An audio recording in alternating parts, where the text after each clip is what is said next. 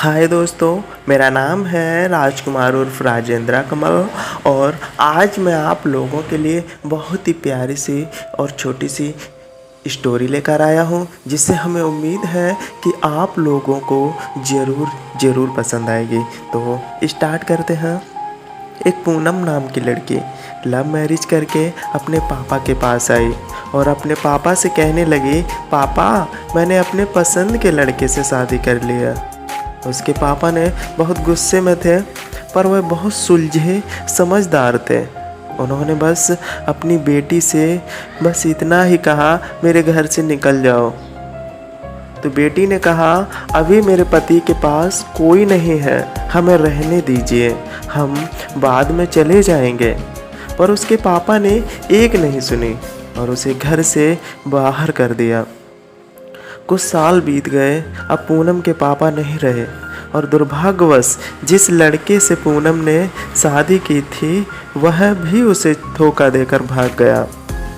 पूनम की एक लड़की और एक लड़का था। पूनम खुद का एक होटल चला रही थी, जिससे उसका जीवन यापन हो रहा था। पूनम को जब वह खबर हुई कि उसके पापा नहीं रहे तो उसने मन में सोचा, अच्छा हुआ मुझे घर से निकाल दिया था, दर दर की ठोकरें खाने के लिए छोड़ दिया था। मेरे पति के छोड़ जाने के बाद भी मुझे घर नहीं बुलाया, मैं तो नहीं जाऊंगी उनकी अंतिम यात्रा में। पर उसकी ताऊ जी ने कहा कि पूनम हो आओ, जाने वाला शख्स तो चला गया, अब उनसे दुश्मनी कैसी।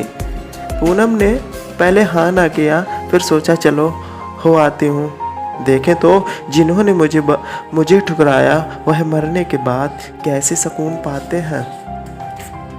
पूनम जब अपने पापा के घर आई तो सब उनकी अंतिम यात्रा की तैयारी कर रहे थे, पर पूनम को उनके मरने का कोई दुख नहीं था। बस वह अपने ताऊ जी के कहने पर आई थी। अब पूनम के पापा की अंतिम यात्रा शुरू हुई। सब रो रहे थे, पर पूनम दूर खड़ी हुई थी। जैसे तैसे सब कार्यक्रम निपट गए। आज पूनम के पापा की 13वीं थी। उसके ताऊ जी आए और पूनम के हाथों में एक खत देते हुए उन्होंने पूनम से कहा, यह तुम्हारे पापा ने तुम्हें दिया है, हो सके तो इसे एक बार जरूर पढ़ लेना। रात हो चुकी थी और सारे मेहमान जा चुके थे।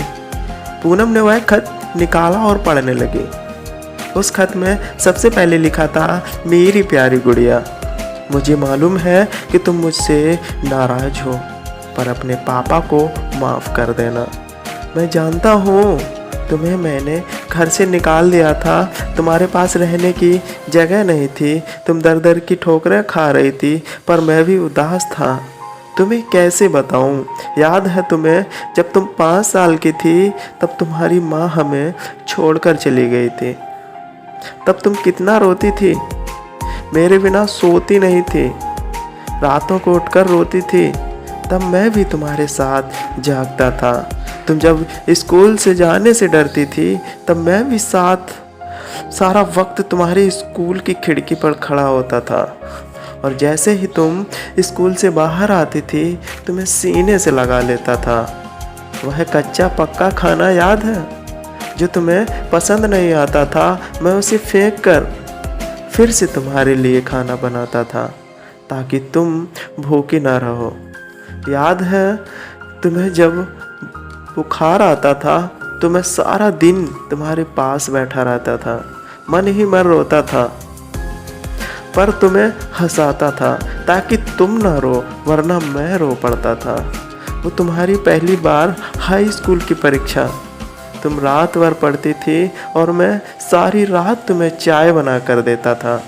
याद है तुम्हें तुम्हारी पहली जीन्स और छोटे कपड़े, वह गाड़ी, सारी कॉलोनी के एक तरफ थे कि यह सब नहीं चलेगा, लड़की छोटे कपड़े नहीं पहनेगी, पर मैं तुम्हारे साथ खड़ा था। किसी को तुम्हारी खुशी में बाधा बनने नहीं दिया। तुम्हारा वह रातों को देर से घर आना, डिस्को जाना, लड़कों के साथ घूमना, इन सब बातों को कभी मैंने गौर नहीं किया क्योंकि तुम जिस उम्र में थी उस उम्र में यह सब थोड़ा बहुत होता है। पर एक दिन तुम ऐसे लड़के से शादी कर घर आई, वह भी उस लड़के से जिसके बारे में तुम्हें कुछ पता नहीं। तुम्हारे पापा हूँ, मैंने उस लड़के के बारे में सब पता किया।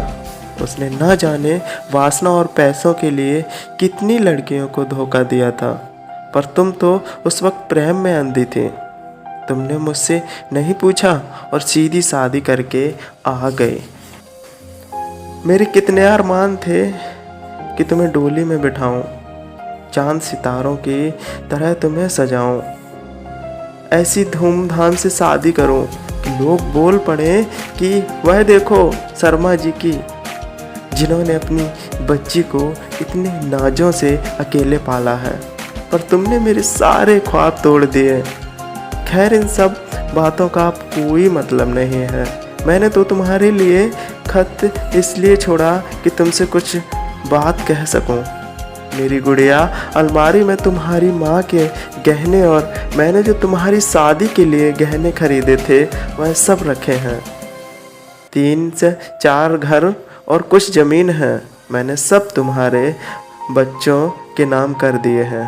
कुछ पैसे बैंक में हैं जो तुम बैंक जाकर उसे निकाल लेना। और आखिर में बस इतना ही कहूँगा मेरी गुड़िया, काश तुमने मुझे समझा होता। मैं तुम्हारा दुश्मन नहीं था, तुम्हारा पापा था। वह पापा जिसने तुम्हारी माँ के मरने के बाद भी दूसरी शादी नहीं की। लोगों के ताने सुन, गालियाँ सुनी, न जाने कितने रिश्ते ठुकराए, पर तुम्हें दूसरी माँ से कष्ट ना हो इसलिए खुद की ख्वाहिश मार दी।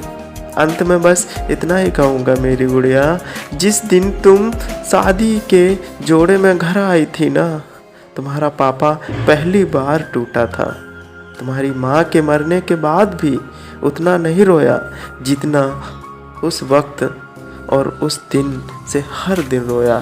इसलिए नहीं कि समाज, जात, परिवार, रिश्तेदार क्या कहेंगे, बल्कि इसलिए कि जो मेरी नन्ही सी गुड़िया सूसू तक करने के लिए सारी रात मुझे उठाती थी, पर शादी का फैसला लेते वक्त मुझे एक बार बताना भी ज़रूरी नहीं समझा। गुड़िया, अब तो तुम भी माँ हो। औलाद का दर्द, खुशी क्या होती है, वो जब दिल तोड़ते हैं तो कैसा लगता है, तुम अब महसूस कर सकते हो। लेकिन मैं ईश्वर से प्रार्थना करूँगा कि तुम्हें कभी भी यह दर्द ना देखना पड़े। एक खराब पिता ही समझकर मुझे माफ़ कर देना मेरी गुड़िया। तुम्हारे पापा अच्छे नहीं थे जो तुमने उसे इतना बड़ा दर्द दिया। खत यही समाप्त करता हूँ, हो सके तो मुझे माफ़ कर देना। और खत के साथ एक ड्राइंग लगी हुई थी जो खुद कभी पूनम ने बचपन में बनाई थी, और उसमें लिखा था आई लव यू मेरे पापा। इतने में उसके ताऊ जी आ गए। पूनम ने उन्हें रोते रोते सब बताया, पर एक बात उसके ताऊ ने बताई। उसके ताऊ ने कहा, पूनम, वो जो तुम्हें रेस्टोरेंट खोलने और घर खरीदने के पैसे मैंने दिए वह मेरे नहीं थे, बल्कि तुम्हारे पिताजी ने मुझसे तुम्हें दिलवाए थे। क्योंकि औलाद चाहे कितनी भी बुरी क्यों ना हो, माँ बाप कभी बुरे नहीं होते। औलाद चाहे माँ बाप को छोड़ दे, माँ बाप मरने के बाद भी बच्चों को दुआ देते हैं। दोस्त, पूनम के पापा को सुकून मिलेगा या नहीं मुझे नहीं पता, पर उस खत को पढ़ने के बाद शायद सारी जिंदगी पूनम को सुकून नहीं मिलेगा। तो ये थी आज की मेरी स्टोरी। आप लोगों को कैसी लगी? उम्मीद करता हूँ कि आप लोगों को ज़रूर। आखिर में बस इतना ही कहूँगा कि लव मैरिज करना कोई गलत बात नहीं है, पर यदि इसमें अपने माता पिता जी की इच्छा भी शामिल कर लें तो अच्छा रहेगा। क्योंकि पत्थर से पानी निकल जाता है, वह तो माँ बाप है ना, कब तक नहीं मानेंगे। हर पिता की एक इच्छा होती है अपनी बेटी को अपने हाथों से डोली में विदा करना। हो सके तो उसे एक सपना मत रहने दीजिए और सदैव अपने माता पिता का आदर करें। ओके, धन्यवाद।